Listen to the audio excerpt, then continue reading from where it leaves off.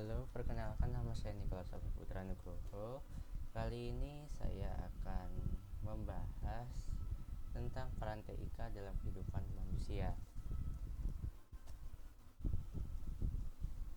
Susunan presentasi yang akan saya bahas pada hari ini. Yang pertama tentang berbagai kemajuan teknologi. Jika saat ini kita menyaksikan perkembangan teknologi, informasi, dan komunikasi yang sangat cepat, hal tersebut karena ada beberapa teknologi yang secara bersamaan mengalami kemajuan. Kemajuan tersebut kemudian dimanfaatkan untuk membangun suatu aplikasi yang dapat dinikmati oleh pengguna.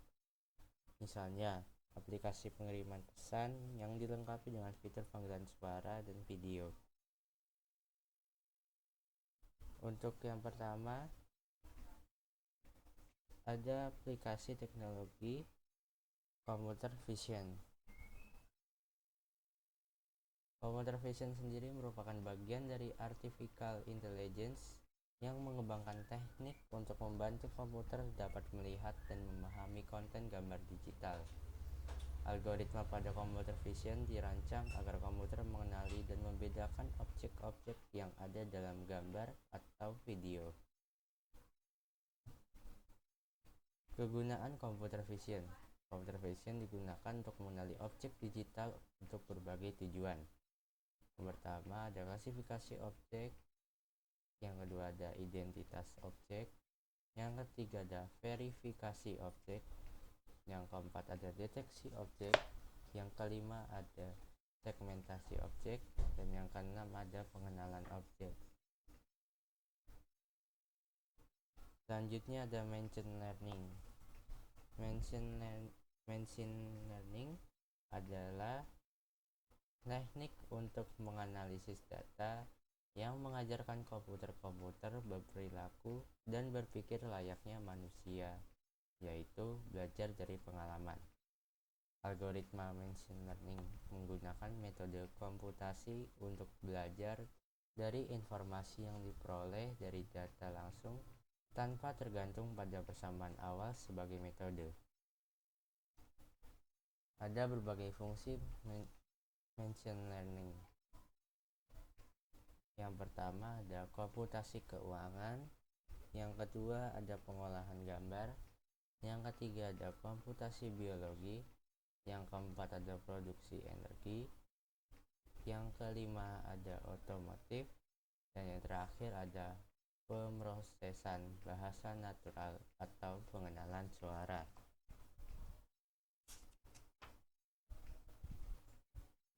Selanjutnya ada jaringan 5G. Jaringan 5G adalah generasi kelima dari teknologi jaringan mobile dan merupakan evolusi yang besar dari generasi sebelumnya, yaitu jaringan 4G LTE. Jaringan 5G memiliki kapasitas jaringan 1000 kali lebih banyak dibandingkan 4G. Semakin banyak kapasitas jaringan, maka akan semakin banyak perangkat yang tersambung secara real time. Sinyal 5G mampu menghubungkan hingga jutaan perangkat, jauh lebih banyak dibandingkan generasi jaringan sebelumnya. Ada 3 layanan yang disediakan oleh jaringan 5G, yaitu komunikasi mesin ke mesin. Teknologi 5G memungkinkan koneksi antara mesin-mesin sehingga nantinya mesin-mesin dapat dipantau dan dikendalikan melalui internet. Koneksi tersebut akan membawa revolusi dalam industri modern yang dapat diterapkan dalam berbagai industri, termasuk manufaktur, agrikultural, pertanian, dan sebagainya. Yang kedua ada komunikasi ultra reliable dengan latensi rendah. Koneksi dengan sambungan yang dapat diandalkan, kecepatan tinggi, dan latensi rendah memungkinkan berbagai perangkat dikontrol secara online, seperti perangkat industri, robot-robot, kendaraan otomatis, dan sebagainya. Lalu yang terakhir ada meningkatkan layanan telepon mobile. Teknologi 5G akan memberikan layanan data lebih cepat untuk koneksi mobile yang memungkinkan munculnya berbagai aplikasi baru dan tingkat koneksi yang lebih baik antar pengguna. Kegunaan Internet of Things atau IoT dalam berbagai bidang, contohnya dalam bidang kesehatan, pertanian, transportasi, dan otomatisasi rumah. Selanjutnya kita akan membahas tentang dampak kegunaan teknologi.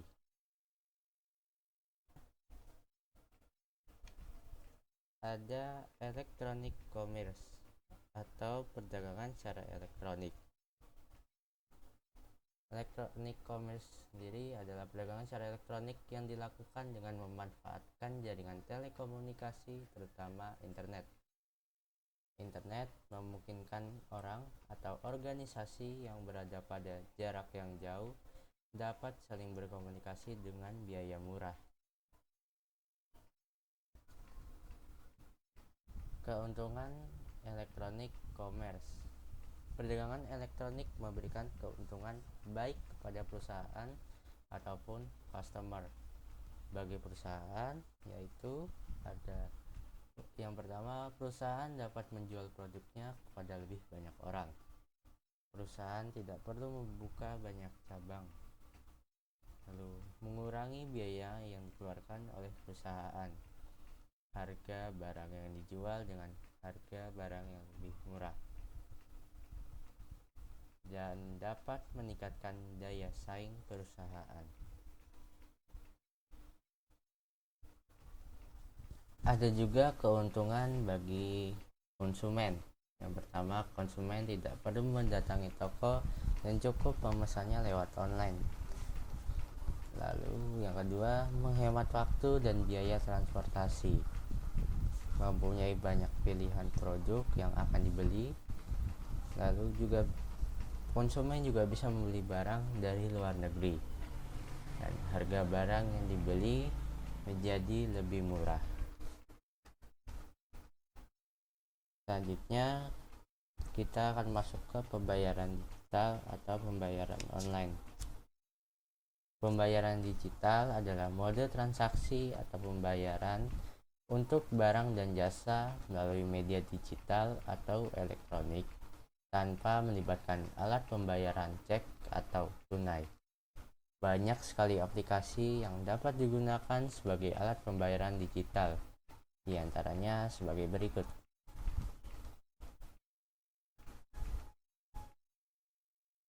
Untuk aplikasi e-wallet, tentu saja ada GoPay, OVO, Link Aja, Isaku, Sakuku, Dana, Doku, dan lain-lain. Apakah aplikasi itu? Aplikasi itu termasuk dalam aplikasi pembayaran mobile. Metode pembayaran yang dilakukan dengan menggunakan aplikasi yang ditempatkan di perangkat smartphone dan biasa disebut e-wallet. Selanjutnya ada uang digital atau dikenal dengan nama cryptocurrency, yaitu mata uang yang mempunyai format digital yang dibuat dalam bentuk token atau koin. Salah satu mata uang digital paling terkenal di dunia maya adalah Bitcoin. Selain itu ada sebutan yang lain, yaitu Litecoin, Ethereum atau ETH, Zcash atau ZEC, lalu ada Dash, ada Ripple atau CRP, lalu ada Monero atau XMR, lalu ada Neo, ada Cardano atau biasa disingkat ADA, dan masih banyak lagi. Untuk jenis selanjutnya ada aplikasi pembayaran dari media sosial.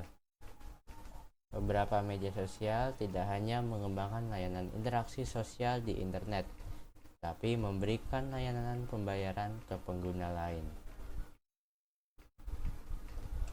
Selanjutnya kita akan membahas electronic government. Pemanfaatan teknologi informasi dan komunikasi dalam pemerintah dikenal dengan istilah e-government. Pemanfaatan teknologi informasi dan komunikasi dalam bidang pemerintah ditunjukkan untuk meningkatkan layanan pemerintah kepada masyarakat dan dunia usaha. Manfaat electronic government pada masyarakat. Pertama, meningkatkan layanan pada masyarakat. Meningkatnya hubungan antara pemerintah dengan dunia usaha dan masyarakat. Lalu tersedia informasi yang mudah diakses oleh masyarakat dan hilangnya birokrasi antara masyarakat dan pemerintah selama ini. Lalu adapun penggunaan teknologi yang digunakan pemerintah yang telah dimanfaatkan oleh masyarakat. Yang pertama adalah layanan pengajuan paspor online dan legalisasi dokumen dari Kementerian Hukum dan HAM. Layanan legalisasi dokumen dan pengaduan dari Kementerian Luar Negeri. Lalu yang ketiga ada sistem pengelolaan keuangan daerah atau SKPD. Lalu sistem electronic motion bank atau serta elektronik money dari pemerintah daerah Bojonegoro. Lalu ada sistem e-government dari Binjai Smart City atau BSC dengan 14 sistem e-government dari pemerintah Kota Binjai, Sumatera. Aplikasi hibah, bansos atau sabilulungan dan perizinan online dan juga elektronik RK dari pemerintah Bandung. Selanjutnya ada transportasi berbasis online.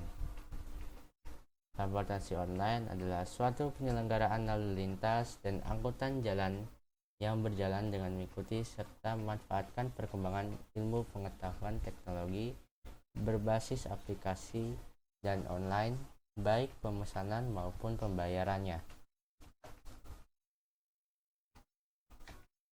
Untuk transportasi online seperti yang kita tahu sendiri, contohnya ada Gojek, Grab, dan juga Uber dari Malaysia yang masuk ke Indonesia sejak tahun 2014.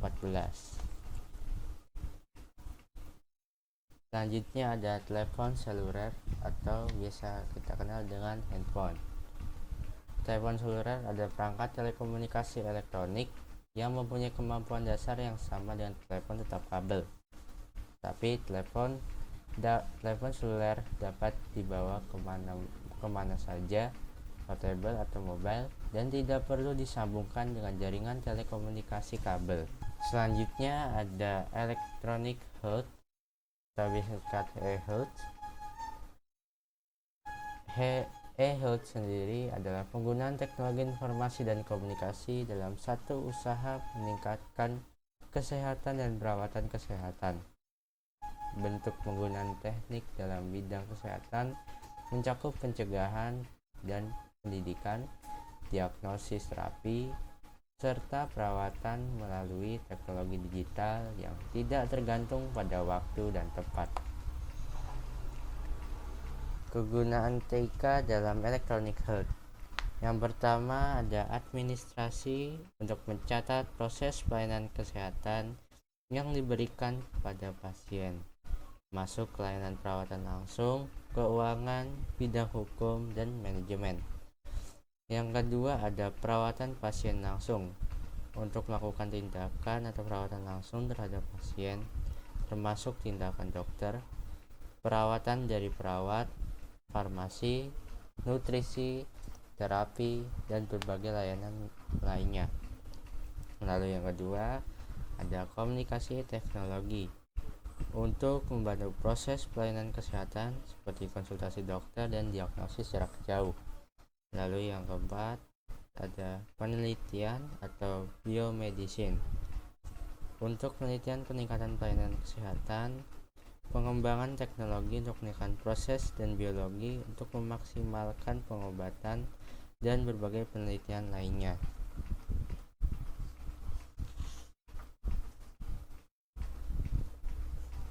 Dan juga ada Beberapa aplikasi layanan kesehatan yang dilakukan dengan memanfaatkan TIK, yaitu ada konsultasi dokter online yang dikunjungi pada halaman web, dan juga ada electronic health record, adalah sistem rekam medis elektronik. Lalu yang ketiga ada clinical decision support system atau CDSS. CDSS merupakan sistem pintar yang dilengkapi dengan kecerdasan buatan dan data yang cukup sehingga mampu memberikan rekomendasi diagnosis dan penanganan kepada dokter dan perawat. Lalu selanjutnya ada WebMD Pinecode. Bagi pengguna yang berita sakit kronis, aplikasi ini dapat digunakan untuk manajemen pemicu dan tren untuk meningkatkan kualitas hidup. Lalu selanjutnya ada Glucose Buddy. Aplikasi ini digunakan untuk pengaturan gula darah. Lalu selanjutnya ada UCheck, adalah aplikasi yang membantu pengguna untuk menganalisis sampel urin untuk 10 kondisi yang ditandai seperti diabetes, infeksi saluran kencing, dan lain-lain. Lalu yang selanjutnya ada Clinical Trial Seek. Aplikasi ini dibangun oleh perusahaan farmasi Novartis yang digunakan untuk mencari pasien dan dokter yang bersedia untuk melakukan uji klinis dan basis data National Institutes of Health Clinical Trials. Lalu yang selanjutnya ada Healthy Heart 2. Aplikasi ini digunakan untuk pasien dengan risiko penyakit jantung yang tinggi. Lalu yang selanjutnya ada Kardia Mobile atau EKG. Aplikasi ini ditujukan untuk pengguna yang memiliki gejala penyakit jantung. Lalu selanjutnya ada CDC, adalah aplikasi yang menyediakan perpustakaan lengkap tentang informasi kesehatan. Lalu yang terakhir ada operasi jarak jauh, adalah tindakan operasi yang dilakukan ketika dokter dan pasien berada pada lokasi berbeda dengan menggunakan robot yang dikendalikan melalui jaringan internet. Praktek telemedicine ini telah sukses dilakukan untuk pertama kalinya oleh Dr. Tejas Patel, di Interventional Cardiologist of the Apex Heart Institute di Ahmedabad, Gujarat, India.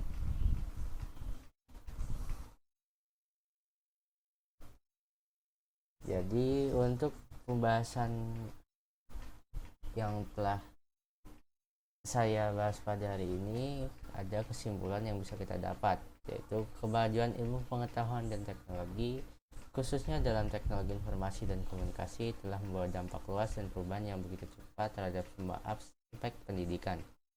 Pendidikan merupakan bagian yang sangat penting. Melalui pendidikan yang dikelola dengan baik dan melahirkan sumber daya manusia yang memiliki kompetensi dan kualitas yang tinggi.